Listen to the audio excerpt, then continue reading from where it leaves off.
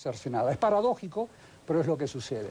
Países que están fragmentados políticamente como México, donde no hay una cohesión, no reuniones en hoteles 5 estrellas o en el Palacio Nacional, sino una cohesión operativa política a todos los niveles de gobierno, realmente es contraproducente que una administración combate a la corrupción política a través de espasmos, no de capturas de 27 o de 10 alcaldes. Tiene que ser una medida tomada con una cohesión operativa política detrás. Déjenme hacer, Samuel, una pausa y regresamos para escucharte. Vamos a la pausa. Ojalá que podamos presentar la declaración de Leonel Godoy, el gobernador de Michoacán, en donde oímos, por ejemplo, que él no sabía nada, que le tomó por sorpresa literalmente este operativo. Y yo diría que es interesante el contraste que se puede hacer con lo que acaba de ocurrir en el estado de Morelos, que es un gobierno panista, en donde el gobernador pues tuvo que aceptarle su renuncia, como se dice en México, al procurador de justicia, al secretario de seguridad, a una funcionario de Cuernavaca. Sí. Y bueno, pues a diferencia de lo que aquí estamos viendo con un gobernador de partido político de izquierda, que es el PRD de Godoy, con el gobernador panista, hay un trato diferenciado por lo pronto en lo que corresponde a la comunicación del gobierno y se entiende que del ejército con ambos gobernadores. Esto acaba de ocurrir también hace algunos días. Regresamos después de la pausa y bueno, seguimos hablando de este asunto de tener o no tener cohesión política para echar a andar una maquinaria de depuración o de limpia o de anticorrupción, como le queramos llamar. Vamos a la pausa. Les queremos decir que no nos informaron del operativo. Estamos recabando información si esto se hizo conforme a la Constitución, porque la lucha contra el crimen organizado debe de ser decidida, debe de ser con la colaboración de las autoridades estatales, porque yo siempre se los he dicho a ustedes que el crimen organizado es un delito federal que compete a la federación, que si aumenta o disminuye, es la federación la que debe de dar respuesta. Los gobiernos de los estados debemos de colaborar plenamente, así lo disponen las leyes.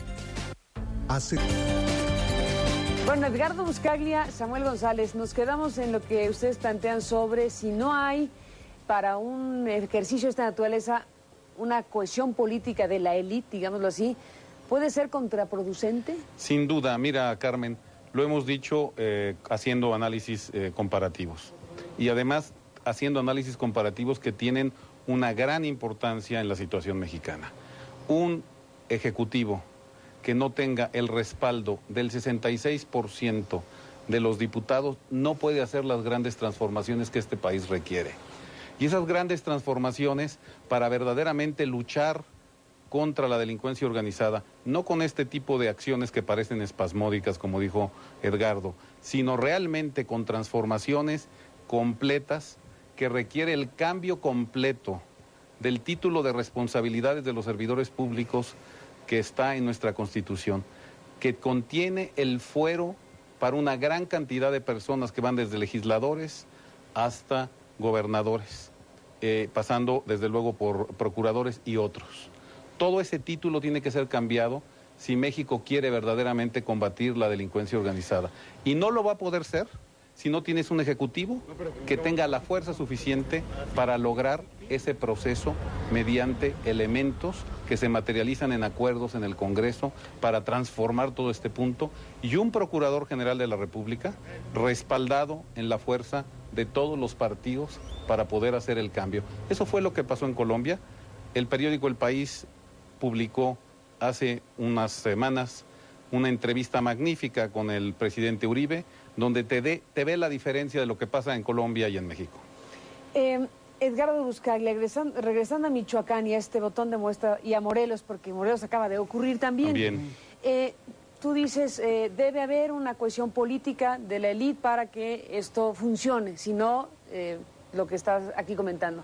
Pero dirán algunos, bueno, es que ¿con quién nos ponemos de acuerdo? Si todos son sospechosos, bajo este gran manto de duda, de suspicacia y de preocupación de hasta dónde está penetrada la institucionalidad mexicana, y entonces dirán, ¿con quién acordamos? ¿Qué tipo de confianza debe establecerse o de códigos para acordar algo sabiendo que a lo mejor el que está enfrente puede estar relacionado con el narcotráfico. Bueno, en este tipo de reformas hay que mirar... Dirán, si les avisamos, no nos sale. Hay que mirar hacia adelante y no tanto hacia atrás, porque si no, todo actor puede llegar a ser cuestionado.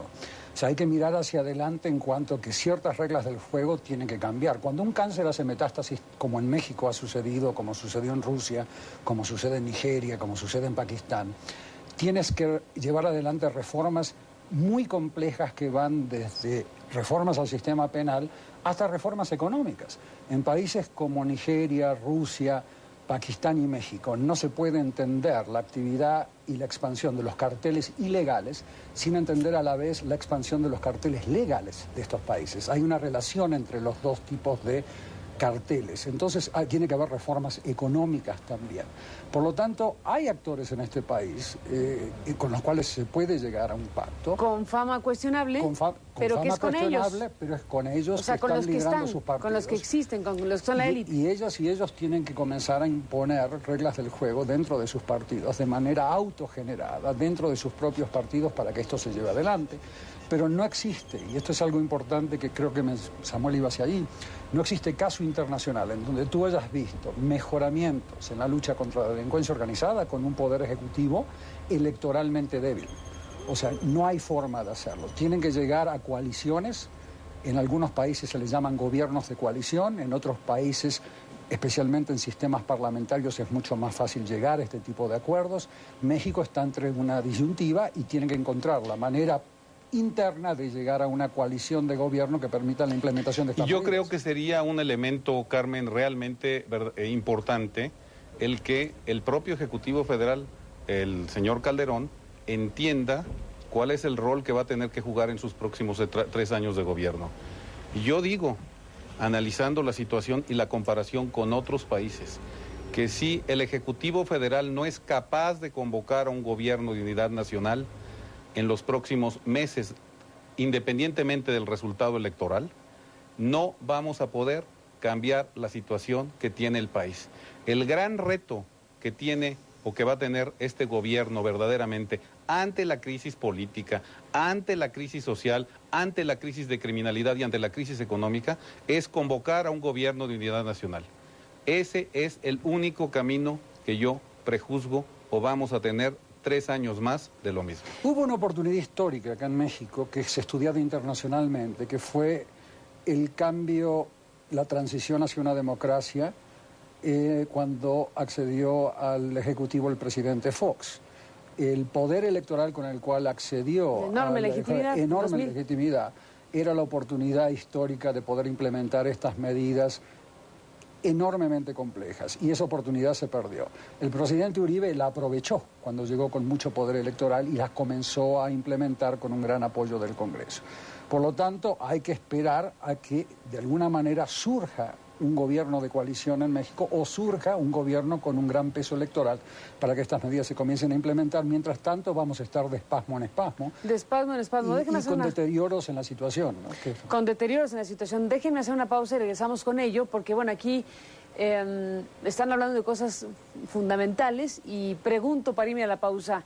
Entonces, lo que estamos viendo, ¿es conveniente o no es conveniente? ¿Es inapropiado? ¿Es contraproducente? ¿Cómo deberíamos entender lo que estamos viendo en este momento? En tanto no aparece el pacto político previo necesario, en tanto vemos que empiezan ya a expresarse inconformidades, en tanto que tiene aroma electoral el asunto, en tanto que se decide una acción espectacular como esta a semanas de las elecciones intermedias. La pregunta es también si puede o debe administrarse la acción policíaca y militar contra la delincuencia organizada en función de estos temas. Déjenme hacer la pausa y regresamos.